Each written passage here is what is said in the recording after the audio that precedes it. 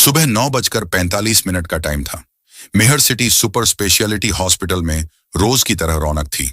लेकिन तभी एक ऐसा हादसा हुआ जिसकी कल्पना किसी ने नहीं की थी।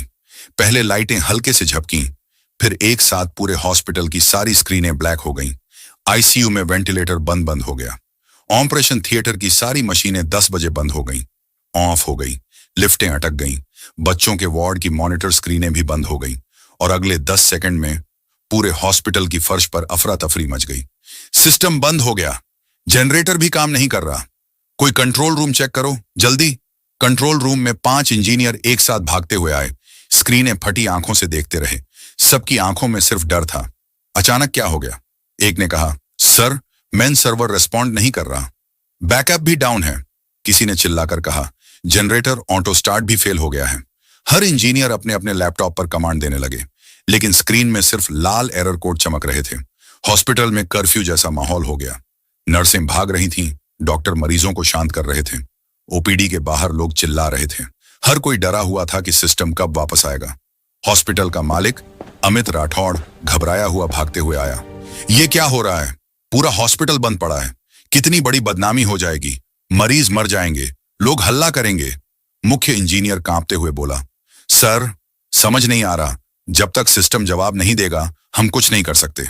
अमित राठौड़ ने चीख कर कहा, स्पेशल टेक्निकल टीम को कॉल करो, दिल्ली से टीम बुलाओ, जो भी करना पड़े करो।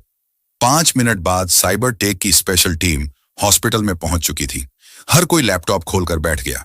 लेकिन 1 घंटा बीत गया, फिर भी सिस्टम एक बार भी ऑन नहीं हुआ। अब पूरे हॉस्पिटल में एक ही बात फैल गई थी, सिस्टम शायद हैक हो गया है। गलती कोई बड़ी है, शायद वापस ही ना आए। उसी समय हॉस्पिटल से 4 किलोमीटर दूर सरकारी स्कूल की छुट्टी हो चुकी थी। सफाई कर्मचारी रघु हमेशा की तरह अपनी 15 साल की बेटी सिया को लेने गया। सिया बाहर आई तो पसीने से भीगी हुई थी। बोली, बाबा, आज बहुत ही गर्मी है, चलो जल्दी घर चलें। रघु उसके माथे से पसीना पोंछते हुए बोला, चल बेटा, घर ही चलते हैं। हॉस्पिटल में आज बहुत मुसीबत है। सिया ने जिज्ञासा पूर्वक पूछा, कौन सी मुसीबत? पूरे हॉस्पिटल का सिस्टम बंद हो गया। बड़े बड़े इंजीनियर बुलाए हैं, पर कुछ ठीक नहीं हो रहा। सिया ने तुरंत बैग कसकर पकड़ा। उसकी आंखें अचानक चमक उठी। बाबा, मैं हॉस्पिटल चलूं? देखना है कि क्या समस्या है। रघु चौंक गया। पागल हो क्या? वहां अफरा तफरी मची है, तू घर चल। लेकिन सिया ने उसके हाथ पकड़कर कहा, प्लीज बाबा, मैं आपके साथ हॉस्पिटल चलूंगी। रघु जानता था कि बेटी जिद्दी है, लेकिन आज उसकी आंखों में कुछ अलग ही चमक थी।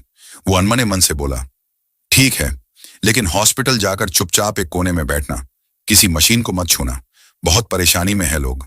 सिया मुस्कुराई, ठीक है बाबा, एकदम चुप बैठी रहूंगी। वो सिर्फ 16 साल की थी, लेकिन उसके दिमाग की गति देखकर शिक्षक भी हैरान थे। उसके पापा ने कबाड़ से एक पुराना लैपटॉप खरीदा था घर में पढ़ाई के लिए, लेकिन सिया ने उस पर पूरी नई दुनिया सीख ली। वो रोज स्कूल से आकर पुराने इंटरनेट वीडियो देखती, सिस्टम, कोडिंग और नेटवर्क सीखती थी। और सॉफ्टवेयर कैसे काम करता है, सिस्टम क्यों फ्रीज होता है, नेटवर्क क्यों बंद होता है, और प्रोग्रामिंग की छोटी छोटी स्किल्स। रघु सिर्फ इतना समझता था कि मेरी बेटी लैपटॉप पर कुछ पढ़ती रहती है, लेकिन असलियत यह थी, वो एक छोटी कंप्यूटर जादूगर थी। दोपहर 12:45 पर पिता बेटी हॉस्पिटल पहुंचते हैं। हॉस्पिटल में अभी भी हाहाकार मचा था। हर तरफ लोग भाग रहे थे। डॉक्टर्स सिर पकड़कर बैठे थे। इंजीनियर पसीने में डूब रहे थे। रघु ने सिया को पीछे के कॉरिडोर में एक बेंच पर बिठाया। यहां बैठ, कोई उठने की जरूरत नहीं है, मैं अपनी ड्यूटी चेक करता हूं। सिया ने सिर हिलाया, लेकिन उसकी आंखें लगातार हर तरफ घूम रही थीं। हर अलार्म बीप, हर मॉनिटर ऑफ, हर इंजीनियर की चीख। उसने सब कुछ सुना, सब कुछ देखा, और उसकी सांसें तेज हो गईं। वो धीरे से बोली, यह समस्या सामान्य नहीं है। धीरे धीरे उसकी नजरें कंट्रोल रूम की तरफ उठी, जहां अंदर 8 इंजीनियर, 3 टेक्नीशियन और 2 स्पेशल टीम के एक्सपर्ट बैठे थे। लेकिन सब हार चुके थे। इंजीनियर चिल्ला रहा था, सिस्टम लॉक हो गया है, हम सर्वर में घुस ही नहीं पा रहे। मालिक जोर से बोला, अगर सुबह तक सब ठीक नहीं हुआ, हॉस्पिटल बंद करना पड़ेगा। यह सुनकर सिया का दिल बैठ गया। उसने फुसफुसाकर कहा, अगर सिस्टम लॉक है तो शायद मुझे पता है यह क्यों हो रहा है। उसकी आंखों में चमक थी, एक अजीब सी समझ। कुछ सेकंड के लिए उसने अपने पिता की तरफ देखा, फिर कंट्रोल रूम की तरफ, जैसे उसे अंदर जाना ही है। सिया की आंखों में वही चमक, वही अजीब सी समझ थी जो किसी बड़े टेक्निकल एक्सपर्ट में होती है, लेकिन वो सिर्फ 16 साल की थी। उसने कंट्रोल रूम की ओर देखा, जहां बाहर ऑथोराइज्ड पर्सन ओनली का बोर्ड लगा था और अंदर दर्जनों स्क्रीनें काली पड़ी थीं। उसने धीरे से सांस ली। अगर ये वैसा ही एरर है जैसा मैंने अपने लैपटॉप में देखा था, तो शायद। लेकिन वो वाक्य पूरा नहीं कर पाई। उसने सिर्फ एक पल अपने पिता को देखा। रघु अभी भी डर में था। कॉरिडोर में खड़े खड़े सबकी आवाजें सुन रहा था। मरीजों की चिल्लाहट, डॉक्टर्स की परेशानियां, इंजीनियरों की असफलताएं। उसके माथे पर पसीना था। सिया को यह देखकर दिल में कसक हुई। वो उठ खड़ी हुई, लेकिन फिर रुकी। उसे याद आया, पिता ने क्या कहा था, कोने में बैठना, कुछ मत छूना। वह वापस बैठ गई, लेकिन दिल उसके बस में नहीं था। उसने देखा, एक नर्स तेजी से भागी और बोली, आईसीयू में बच्चे का वेंटिलेटर ऑटो स्टार्ट नहीं हुआ। एक डॉक्टर गुस्से में बोला, कितनी देर से सिस्टम का इंतजार कर रहे हैं, इतने बड़े हॉस्पिटल में ऐसा कैसे हो सकता है। एक और तरफ हॉस्पिटल मालिक चिल्ला रहा था, लाखों रुपए दिए हैं इस सिस्टम पर, फिर भी बंद हो गया। किसको बुलाया जाए, किसको? इंजीनियरों ने जवाब दिया, सर, दिल्ली वाली टीम भी फेल हो गई। ये सुनकर सिया की आंखें फैल गईं। दिल्ली की टीम भी? मतलब मामला बहुत बड़ा था।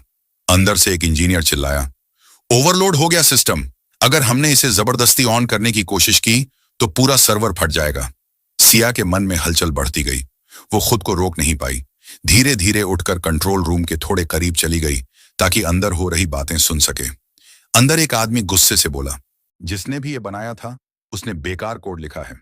दूसरा बोला, नहीं, ये कोड खराब नहीं, किसी ने सिस्टम को हैंग कर दिया है।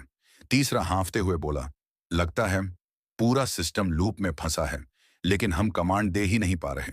लूप शब्द सुनते ही सिया की भौहें उठ गईं। लूप, उसने अपने आप से बुदबुदाया। अगर सिस्टम अनंत लूप में फंसा है तो सर्वर रिस्पॉन्ड ही नहीं करेगा और बाकी सब ऑटो स्टार्ट भी ब्लॉक हो जाएगा। ये वही चीज थी जो उसने घर पर कई बार हल की थी अपने पुराने लैपटॉप में, लेकिन यहां ये एक पूरा हॉस्पिटल था। अचानक रघु ने पीछे से आवाज लगाई, सिया, क्या कर रही है तू? सिया चौंक गई। वो जल्दबाजी में वापस भागी और बेंच पर बैठ गई, जैसे वो तो बस बैठी ही थी। रघु परेशान था। बेटा, मैंने कहा था ना, जरा भी इधर उधर मत घूमना। यहां बहुत बड़ी समस्या है। अगर किसी ने तुझे डांट दिया या बाहर निकाल दिया तो मेरी नौकरी भी जा सकती है। सिया ने धीमे स्वर में कहा, ठीक है बाबा, मैं कुछ नहीं करूंगी। लेकिन उसकी आंखें कंट्रोल रूम से हट ही नहीं रही थी। अचानक एक घोषणा हुई, अटेंशन प्लीज, सभी डॉक्टर्स कृपया मैन्युअल मोड पर काम करें। सिस्टम के ठीक होने में समय लग सकता है। मैन्युअल मोड मतलब मशीनें हाथ से चलानी होंगी, रिपोर्ट्स प्रिंट नहीं होंगी, आईसीयू मॉनिटरिंग मुश्किल, ओटी में खतरा। सिया का दिल भारी हो गया। उसने धीरे से कहा, अगर थोड़ी देर और सिस्टम बंद रहा तो कुछ मरीजों की जान जा सकती है। उसका छोटा दिल डर से सिकुड़ गया। तभी कंट्रोल रूम से एक और आवाज आई, हमें पूरा सिस्टम रीसेट करना होगा। अगर ऐसा किया तो सारी फाइलें उड़ जाएंगी। हमारे पास कोई और तरीका नहीं, मालिक चिल्लाया। रीसेट करो। लेकिन एक सीनियर इंजीनियर रो पड़ा, सर, रीसेट किया तो हजारों मरीजों की पुरानी रिपोर्ट्स, टेस्ट हिस्ट्री, प्रिस्क्रिप्शन सब डिलीट हो जाएगा और पूरा हॉस्पिटल इस बार सच में डर गया। सिया की उंगलियां कांपने लगीं। वो उठना चाहती थी, पर उठ नहीं रही थी। उसका मन चीख रहा था, मुझे देख लेने दो, शायद मैं कुछ समझ पाऊं, शायद मैं रोक पाऊं, शायद मैं कर पाऊं। लेकिन पिता का डर उसके पैरों को रोक रहा था। वो वहीं बैठी रही, पर उसकी आंखें भर आईं। काश मैं कुछ कर पाती। तभी एक स्ट्रेचर तेजी से निकली और चिल्लाई, डॉक्टर, एक बच्चा ऑक्सीजन मास्क में लगा हुआ। चिल्ला रहा था, अभी वेंटिलेटर चालू नहीं हो रहा, हमें मैनुअल पंप करना होगा। सिया का दिल टूट गया। उसने भागकर उस बच्चे को देखा। उसकी सांस तेज चल रही थी। सिया के कदम अपने आप कंट्रोल रूम की तरफ मुड़ गए। इस बार वो रुकने वाली नहीं थी। उसने एक गहरी सांस ली और धीरे धीरे कंट्रोल रूम के दरवाजे तक पहुंच गई। गेट खुला ही था। अंदर इंजीनियर उलझे हुए थे। किसी को ध्यान भी नहीं था कि एक छोटी लड़की अंदर खड़ी है। सिया ने अंदर झांका। उसके चेहरे पर डर नहीं था, बस एक अजीब सी शांति थी, जैसे उसे मालूम हो कि अंदर जाना ही उसकी किस्मत है। वो धीरे से बोली, अगर आप लोग मुझे सिर्फ एक बार स्क्रीन देखने दें तो शायद मुझे पता चल जाए समस्या क्या है। पूरे कमरे में 5 सेकंड की खामोशी रही। ऐसी खामोशी जिसमें हर किसी ने अपनी अपनी सांसें थाम ली थीं। एक तरफ डॉक्टर, दूसरी तरफ इंजीनियर, बीच में हॉस्पिटल के मालिक और सामने खड़ी सिर्फ 10 साल की छोटी बच्ची आर्या। उसकी आवाज अभी भी कमरे में गूंज रही थी। अगर आप लोग मुझे सिर्फ एक बार स्क्रीन देखने दें। सबको लगा शायद उन्होंने गलत सुना है। एक 10 साल की बच्ची, हॉस्पिटल का फेल सिस्टम, और देखने की अनुमति मांग रही है। डॉक्टर रवि ने अपनी चश्मे के ऊपर से झुककर पूछा, बेटा तुम्हें पता है ये क्या है? ये हॉस्पिटल का मेन कंसोल है, इससे पूरी बिल्डिंग चलती है। आर्या डर नहीं रही थी। उसने धीरे से कहा, हाँ सर, मैं बस स्क्रीन देख लूं, हो सकता है मुझे एरर समझ आ जाए। इंजीनियरों की टीम इस बात पर हल्का सा हंस पड़ी, लेकिन थके हुए, असफल और चिढ़े हुए चेहरे पर यह मुस्कान भी कुछ ही सेकंड टिक पाई, क्योंकि 24 घंटे से सिस्टम बंद था और 12-12 लोग लगे होने के बाद भी कुछ भी समझ नहीं आया था। हॉस्पिटल के मालिक मिस्टर मेहरा अपना माथा पकड़कर खड़े थे। फोन लगातार बज रहे थे। बाहर मरीजों की लाइन बढ़ती जा रही थी।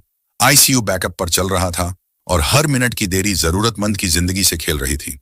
उनकी आंखों में नींद, थकान और सबसे ज्यादा गुस्सा था, लेकिन भीतर कहीं एक आखिरी उम्मीद भी बची थी। उन्होंने बच्ची के पिता रमेश की तरफ देखा। तुम्हारी बेटी ये क्या कह रही है? रमेश घबरा गया, पसीना पोंछते हुए बोला, सर कुछ मत समझिए, बच्ची बस जिद करती है। स्कूल में कंप्यूटर अच्छा लगता है इसे, मैं अभी इसे बाहर ले जाता हूं। आर्या ने उसका हाथ पकड़ लिया। पापा बस एक स्क्रीन देखने दो। उसकी आंखों में कोई अजीब सी सच्चाई थी, जैसे वो सिस्टम को नहीं, समस्या को देख रही हो। डॉक्टर रवि ने गहरी सांस ली। उन्होंने इंजीनियरों की तरफ देखा। 24 घंटे हो गए, कुछ भी ठीक नहीं हुआ। एक बार स्क्रीन खोल दो, देखने में क्या जाता है। इंजीनियर हिचकिचाए, सर ये बच्चे का खेल नहीं है, पूरे नेटवर्क का एक्सेस। मालिक ने बीच में टोका, स्क्रीन खोलो। जैसे ही स्क्रीन खुली, कंसोल ऑन किया गया। स्क्रीन पर वही लाल error, system failure, code 09311A पूरे कंट्रोल सिस्टम को जकड़े हुए था। लेकिन आर्या ने उस एरर को अलग नजर से देखा। उसने 2 कदम आगे बढ़ाए। उसकी उंगलियां कंप्यूटर को छू भी नहीं रही थी, वह सिर्फ पढ़ रही थी, लेयर दर लेयर, जैसे कुछ उसके दिमाग में अपने आप खुल रहा हो। करीब 20 सेकंड बाद उसने धीरे आवाज में कहा, यह सिस्टम बंद नहीं है। पूरा कमरा उसकी तरफ मुड़ गया। ये बस गलत कमांड में फंसा हुआ है। इंजीनियर चौंक उठे। गलत कमांड? कौन सी कमांड? आर्या ने स्क्रीन की तरफ इशारा किया। देखिए, ये कोड 09311A किसी वायरस का एरर नहीं है, ये तो ऑटो डिफेंस मोड है। Auto defence mode? Doctor Ravi बुदबुदाए। आर्या ने सिर हिलाया। जब सिस्टम को 2 ऑपोजिट कमांड्स मिलती हैं, वो खुद को लॉक कर लेता है ताकि पूरी इमारत में गड़बड़ ना हो। इंजीनियर एक दूसरे को देखने लगे। ये बात उन्हें खुद भी समझ नहीं आई थी। एक वरिष्ठ इंजीनियर आगे आया।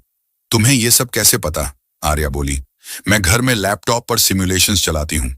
मुझे एक बार साइबर अटैक का वीडियो मिला था, उसमें भी सिस्टम इसी तरह लॉक हुआ था। मैंने उसे बार बार रिप्ले करके समझा। कमरे में दूसरी बार खामोशी फैल गई, लेकिन इस बार खामोशी में हैरानी थी। मिस्टर मेहरा ने धीरे से कहा, बेटा क्या तुम ये लॉक खोल सकती हो? आर्या ने कहा, शायद, अगर मुझे 2 मिनट मिल जाए। कमरा अब किसी थिएटर जैसा हो गया था। हर नजर उसी बच्ची पर टिकी हुई और पहली बार इंजीनियरों की टीम साइड में खड़ी थी और बीच में एक 10 साल की छोटी बच्ची हॉस्पिटल की आखिरी उम्मीद बन चुकी थी। पूरा कमरा सांस रोककर देख रहा था।